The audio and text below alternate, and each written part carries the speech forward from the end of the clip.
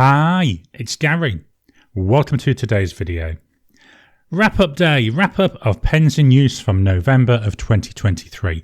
Use me up, all about using up currently inked pens and reducing the number of inked pens that I've got currently going. So we started off with a Wung 699, a Pilot Prera, the Fremantle Market Pen, Conlin Duragraph, Leonardo Ferrar, and the Pilot Custom Heritage 92. Been a nice month, enjoyed all of these. I've so far emptied 4, but I've got another 2 or 3 which I'm going to clean out anyway because they're virtually out of ink. So how do I rank these pens? Coming in at position number 6, that goes to the Fremantle Market Pen. This is an Australian made pen based around a kit, so got a kit pen here. The gentleman that I bought this from, he makes his own resin. Very, very nice. And I've told this story a number of times during the month. Really enjoyed this. It's a nice pen. Problems with it, very, very thin. Just look at that section, very thin. I find it very uncomfortable to write with because it's just too thin. My finger and my thumb, they're pressing against each other all the time. Lengthwise, unposted, feels a little bit on the short side. Not too bad. One of the good things, it does post. It posts extremely well, but it makes it very back heavy. Look, you can see there, that's how I would normally hold it right. And if I let go, it's twisting round because it's so heavy and it's tipping back slightly. So that's another downside to it. In terms of the converter works well, converter fits well. Writes not too bad. It's a medium nib. Yeah, you could say it's no character to it. You know, it writes, it does what it's meant to. Lets me get ideas out of my head and onto paper. It's not worth $99. The problem with this pen is you cannot buy the fountain pen by itself. You have to buy it in combination with a ballpoint pen. You can buy a ballpoint pen by itself. The $99 is for both the fountain pen and that ballpoint pen. And the ballpoint pen, it's in a box somewhere. I've got absolutely no idea where it is. I don't use it. So that means it was still $99 for the whole pen, which, as I say, I've got to be honest, is a bit expensive. Too many things, you know, like it being so thin, being back heavy, just made me not enjoy the writing experience. And for this reason, this comes in at position number 6. Position number 5. This one, I've got to be honest, between this one and the Fremantle pen, they were very, very close. Position 5, I'm giving to the Pilot Prera. It is a pocket pen. Works very well as a pocket pen. Does feel on the larger side. It's nice and comfortable to hold. It's got a nice size section there. Very short though when it's unposted. So this is a pen I have to use posted. But it's a pocket pen. I expect that. The line it puts down, it's a medium nib. It's quite a nice line. It's quite a nice generous line. If I take off the body, we've got the converter in there. All plastic fittings. So I'm assuming that this is something you could potentially eyedropper. I don't intend to do that. What I'd have to do is experiment a bit to see here where we've got this black here of the end finial going on to the rest of the body. Is that fully sealed? Or will I end up with the ink leakage from there? I just don't know what it is about this pen. It's not a pen that really grabs me. It's not something that I find draws my attention and shouts to me, Gary, please use me. Writes fine. I've had no issues with the writing. I can leave a while and it writes straight away. I love it's transparent. I love being able to see the ink. Even down into the section where you can see the ink flowing around in the section. Nothing really major against the pen. It's just that feeling that you have that you're just not enjoying writing with it. Which is a shame because, as I say, it does write nicely. And it does what it says. It's a pocket pen. But I'm having to rank. So, in terms of my ranking, we're giving this position number 5. At position number 4, just straighten this up. I've knocked my paper off. Get rid of that title as well. We don't need to see the title now. We know what the month is. Position 4, I've given to the Conlin Duragraph. Now, the ink in here was Pilot Iroshizuku Shin-Ryoku. It's quite nice. It's quite enjoyable. The pen looks very nice. It's another one. It's a cartridge converter. Cartridge converter fits in there, actually screws in, so it's a good solid fit. Yeah, just pop that back in. Goes together easy. In the hand, it's nice and comfortable. Nice wide enough section. Slight hourglass to it. My finger fits quite nicely down there, so it feels comfortable. Lengthwise is fine. Will it post? Doesn't post. Well, it does, but only onto the end here of this black finial, so it's not very secure. The nib on here, this is a Conklin nib. You can see there we've got that crescent, made from by Yoho. Nice nib. When it writes, the pen writes lovely. You can see here, get a nice line. Don't get a lot of character with this ink. I didn't expect that from the ink. Why I'm putting this down at position number 4 is I've had ink flow issues. So I'll be writing away, as you do. I might write 2 or 3 sentences. It would stop writing. And what I'd have to do is shake it a few times like this, quite violently sometimes. A couple of times I've had to go and prime the feed. Then it will start writing again. When it's writing again, writes beautifully. But after 2 or 3 sentences, same issue, stops writing. Now I've tried pulling out the feed and putting that through my ultrasonic cleaner in case there was maybe some shimmer ink, because I did previously have a shimmer ink in here. That shimmer ink gave me the exact same issues. Still had the same problem. Repositioned the nib a couple of times, still had the same problem.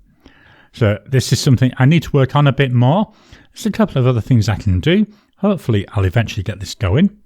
But in terms of this month's pens, it was a little bit of a disappointment in having that issue with the feed. But when it writes, as I say, it writes beautifully. But I'm ranking, so we give this position number 4. At position number 3, well, that goes to the Wung 699. This is a piston filling pen. This is in the blue version. Yes, I know you're going to say, Gary, it's a clone, it's a copy of the Pilot Custom 823. Yes, it is.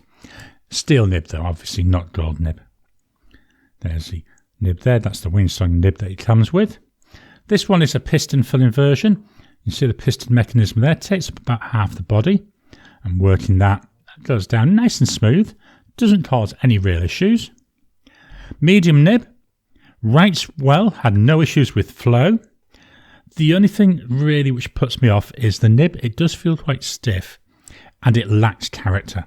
I like to see a bit of character in my writing, and even with this Ancient Song Sea View, I wasn't seeing much coming out. There was really just plain blue. And I've had the similar issue with all the inks I've had in here. Not a lot of character coming from the ink. So it writes, gets ideas out of my head and onto paper. Is it a way I enjoy? Most of the time, yes. I say, I'm being very, very picky. I'd like to see some character in it. And that's what's missing. So this is the Wung 699 and comes in at position number 3. Position number 2. So we've only got 2 pens left. That's the Leonardo Ferrar or the Pilot Custom Heritage 92. Very, very close this one. I've had to really, really think about it. This could quite easily have gone either way because I love both of these pens. Position number 2, I've decided to give to the Pilot Custom Heritage 92. As you can see now, we've only got a teeny little bit of ink in there. I'm not sure if that's coming through. This body is quite dark, so I can see the ink by eye. I don't know if it'll come through on the camera there. So this is one that's going to be getting washed out today. Nice pen. Problems with it. Bit on the short side. The section, not too bad. Not perfect. I'd have liked it a little bit wider, but I'm not going to complain about that. Lengthwise, it's very much on the border between a pen I can use posted or unposted. Unposted, it's fine. I get away with it. Sometimes, especially when I'm doing longer writing, it feels a bit too short. I can post it. Posted adds to the length. Doesn't seem to make it very back heavy, so I can release it and it's not rolling away like that Fremantle pen did. I personally don't like using posted pens, but that's just a personal choice. Love this transparent material. The piston mechanism takes up a good half of the body if not even a little bit more than half. So you're losing a lot of body where you could be having ink in there. The nib, it's 14 karat gold, but it's plated. Personally, and again this is just me being very personal, I'd have preferred to have seen the gold coloured nib. I can understand the reason for plating it, so it matches the rest of the trim. And with this black body, that silver trim does look very nice. The nib on this, extremely soft, lots of bounce to it, very pleasurable to use. I've got to be honest, if I was judging purely based on the writing experience, this is the one I would have picked because I just love the bounciness, the softness to that nib. But again, we're ranking. So for this month, we're going to give this position number 2. All that means, coming in at position number 1, goes to this baby. This is the Leonardo Ferrar in white salt. This is a beautiful looking pen. This material, very, very deep. Although it's white, when you're twisting it around, the way it plays with the light, very, very nice. So this is a captured converter. There's a converter. A little bit of ink in here. What I'm going to do as well, there's such a small amount. This is another one. After I've finished today's video, I'll be cleaning this out. One of the beauties with the Furore model, I've took the body off there. I can also get to the top of that converter by taking off this end cap. I don't bother with it. If I've got to unscrew the end cap, I might as well unscrew the body as well and be able to actually see what the ink level is. I love the section on this. This is the older style Leonardo section where it steps down. I find this so comfortable. I hold my pens quite low down, so this is perfect for me. My fingers just sit there. The pen sits nicely in my hand. It can post. I don't post it. It does feel a bit back heavy when it's posted, but I find I don't need to. It's got a nice length. The nib on here, this is the Leonardo nib made for them by Yoho. This is a 1.1 stub. This nib is very nice. You get a gorgeous line on it, but I do have one issue with it. And I might actually write on here. When I'm going across like this, not so much on this paper, but on some of the papers where there's a little bit of a texture, the edge of the nib feels like it's catching on the paper. So there's a teeny tiny bit of scratchiness. In one respect, I know it's there. In the other respect, I quite like it, but I like some feedback. I like the tactileness of writing. So I quite enjoy that. Very nice, sir. And I love this Diamine Red Dragon. I think it's a very nice ink. What I would have loved to have seen maybe, again, I'm going to be picky, this is just about the ink, is a little bit of sheen in it. And I do have a similar coloured ink with some sheen. It's just I chose to use Red Dragon this month. So this comes in at position number 1. Let me just turn over the page and we'll have a look at the pens that I brought in as well. Just dropping in to interrupt your regular programming. Would you like to help support the channel? If so, please consider joining as a member. As a member, you'll get early access to my videos. I normally upload them a couple of days before they go out, and as soon as they're uploaded, they'll be released to members. There'll also be a shout out at the end of the videos, and then as we get the members coming in, we'll actually chat among ourselves and work out what other perks, what other things you'd like me to add in. You know, would you like maybe a monthly live chat just for members? All down to us. So please, if you can, consider joining the channel. A link will be in the description down below. So I brought in 4 additional pens this month. So as a pen ran out of ink, I brought in another pen to replace it. The first one is the Jinhal 9019. This is a beast of a pen, isn't it? Really chunky size. Just look at that. Very, very wide. Very, very girthy. Very, very nice to hold there. Lengthwise, it's just about right for me. I love this. I think they called it sky blue. You can actually see through it. I love being able to see through. We've got a slightly different Jinhal converter in here. A lot wider. I haven't measured how much ink it takes yet. I will do that at some time in the future. But yeah, definitely look at that. Still got plenty of ink in there. This is a pen I'm toying with washing it out. I think I'll leave it there because I've got another couple of days worth of ink in there which I can use. Number 8 size nib. Beast of a nib. Had some issues though with this. When I was writing, I would get quite a bit of hard starting. What I did is I got fed up with that. I pulled out the nib and the feed, put them through my ultrasonic cleaner. I love my ultrasonic cleaner. Gave it a really good cleaning. I also, whilst it was off, I used a brass shim to go between the tines. The tines were exceptionally tight, so I used the shim to try and loosen them a bit. Not had as many issues with it. I think I need to do some more time with them tines. I think they're still a bit tight, but that's something I can look at in the future. It's really nice though. I mean, if that had been getting ranked, this would have been, maybe position 3. It's an enjoyable pen. I love the width of this pen.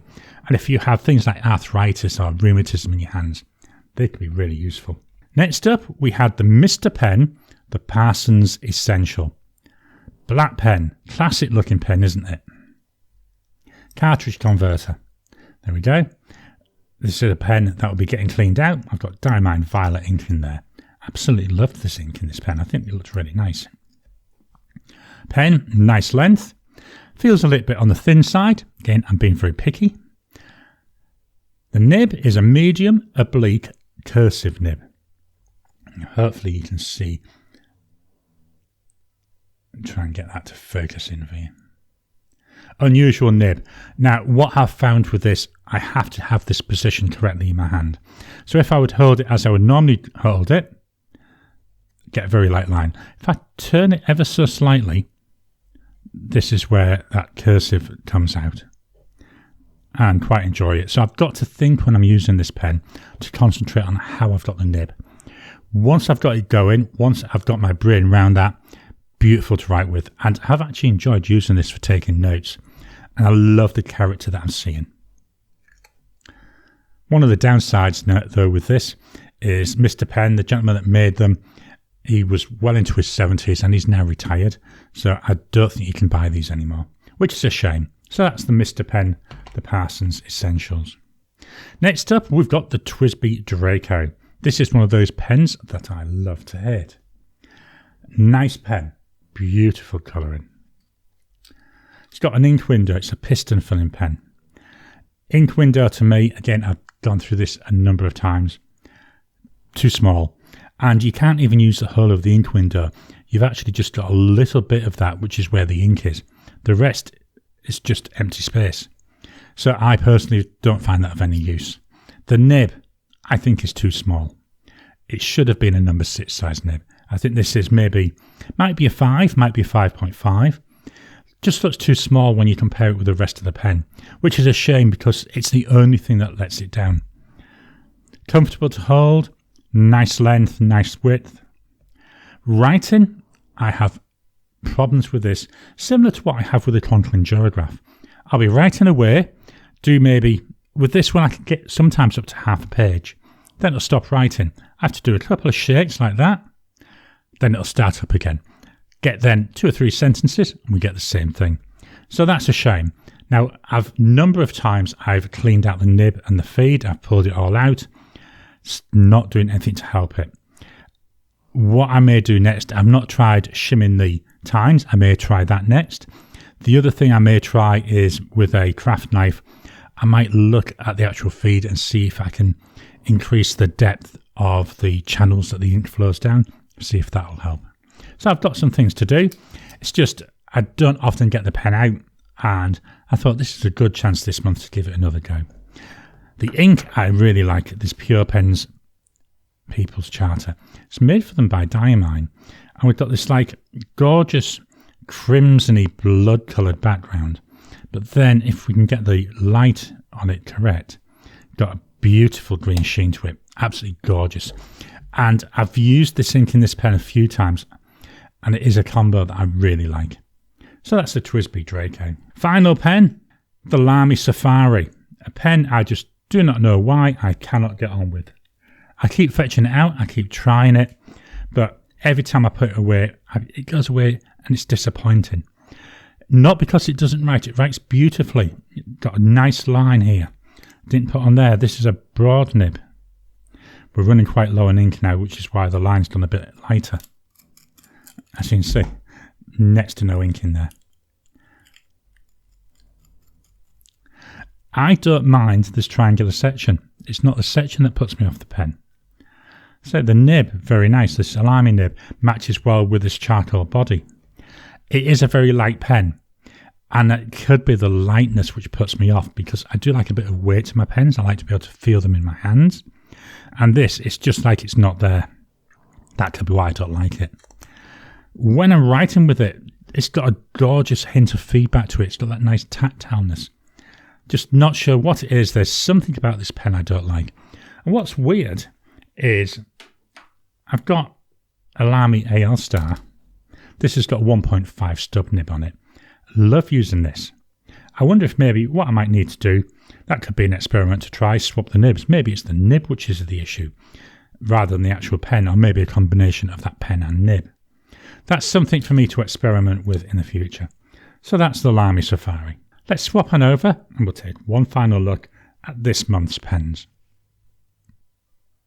So here we go. These are the pens that I've been using during November of 2023.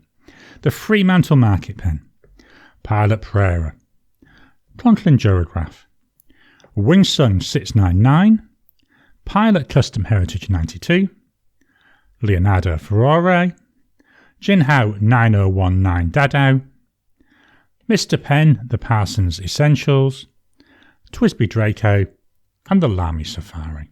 I hope you've enjoyed today's video. What are your thoughts on these pens? What are your thoughts on the pens you've been using this month? Please drop a comment down below. Let's kickstart the conversation. Please hit the thumbs up button. Every time you like, every time you comment, just helps with the YouTube algorithm. If you haven't already, please subscribe to my channel so that you can get new videos as I release them. I'll talk to you again soon.